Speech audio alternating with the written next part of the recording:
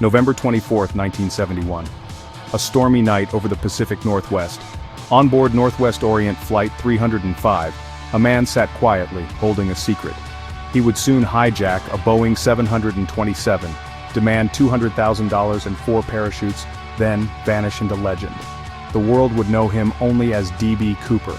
This was no violent takeover. Cooper was calm, polite, and methodical.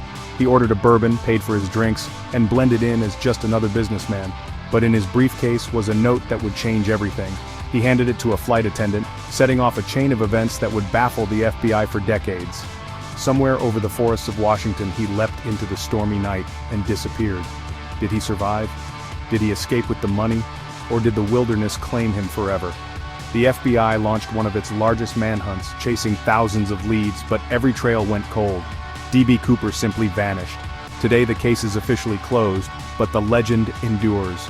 Cooper became a symbol of rebellion, a phantom who beat the system. The crime was so cinematic it feels like fiction. But it was real. A man hijacked a plane, extorted a fortune, and vanished.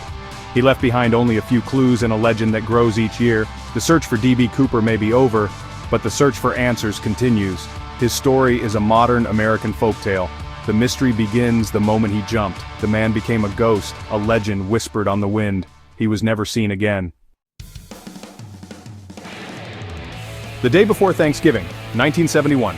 A man in his mid-40s, dressed in a dark suit and black tie, bought a one-way ticket to Seattle, cash only. He gave his name as Dan Cooper. He boarded Flight 305, seat 18C, blending in with the holiday travelers. The flight was only a third full. Cooper lit a cigarette, ordered a bourbon, and seemed perfectly ordinary.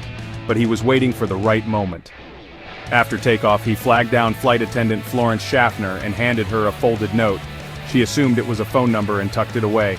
Calmly, Cooper leaned in. "Miss, you better look at that note. I have a bomb." Schaffner opened the note, neat, all caps, direct. The hijacking had begun. Cooper instructed her to sit beside him and quietly showed her the contents of his briefcase. Red cylinders, wires, a battery. Whether real or fake, no one was willing to risk it. The crew relayed his demands to the cockpit. Cooper's demeanor was unsettling, calm, professional, in total control. He wasn't desperate, he was executing a plan. The man in seat 18C was now in command of Flight 305. Passengers remained unaware, thinking he was just another businessman. The hijacking was underway, and the world would soon know the name D.B. Cooper. The crew had to take his threat seriously. Cooper's plan was precise, his nerve unshakable. He blended in perfectly, waiting for his moment. The hijacking was as smooth as it was shocking. The legend of D.B. Cooper was born in seat 18C. The calm before the storm was over. The world would never be the same. The mystery had begun. The note was Cooper's opening move. Clear, concise, and chilling.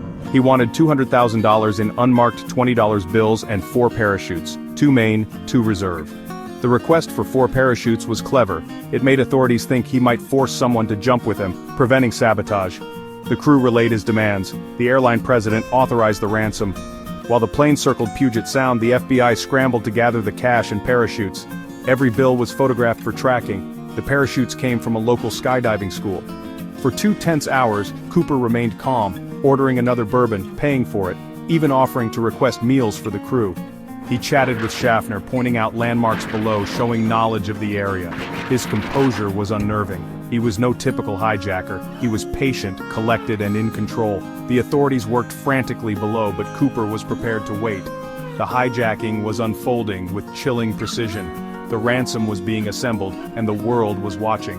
Cooper's demands were about to be met.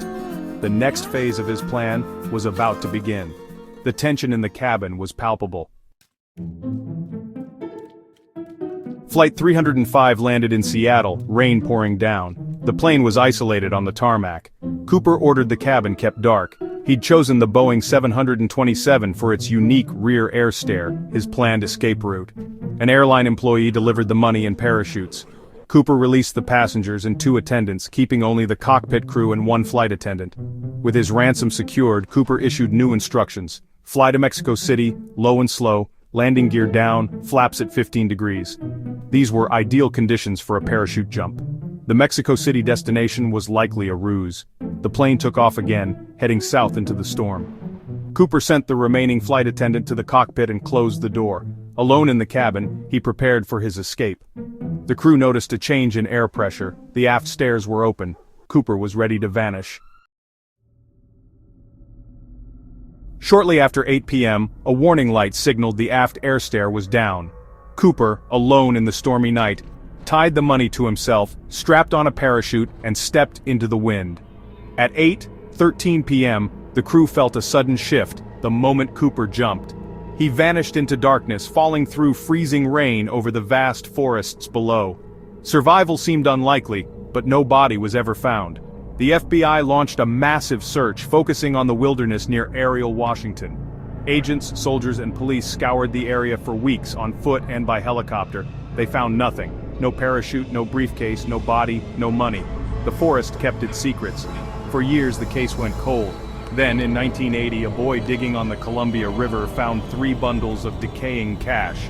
The serial numbers matched Cooper's ransom. $5,800 recovered, miles from the projected jump zone. The discovery deepened the mystery. How did the money get there? Where was the rest? The legend only grew.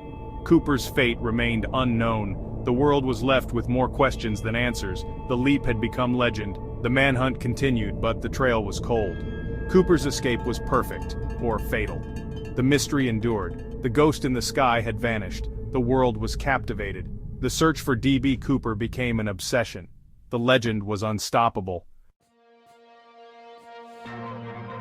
The Tenenbaum money was the only solid evidence ever found. Its discovery raised more questions than it answered.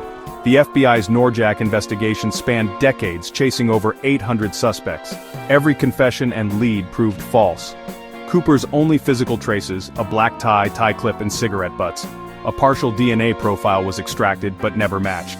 In 2011, rare elements found on the tie suggested Cooper worked in aerospace or engineering.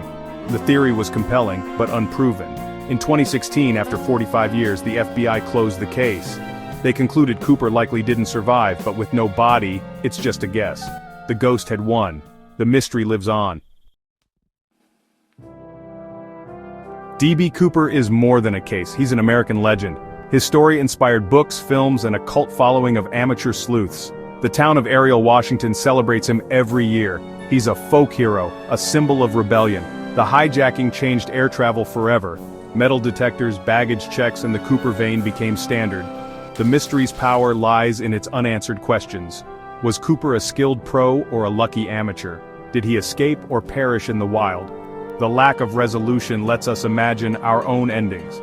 D.B. Cooper achieved a strange immortality, America's most famous unknown man. The legend endures, even as the case is closed. He represents the ultimate escape from a plane and from ordinary life. Whether genius or fool, his story still captivates. He is the ghost in the sky, forever a mystery.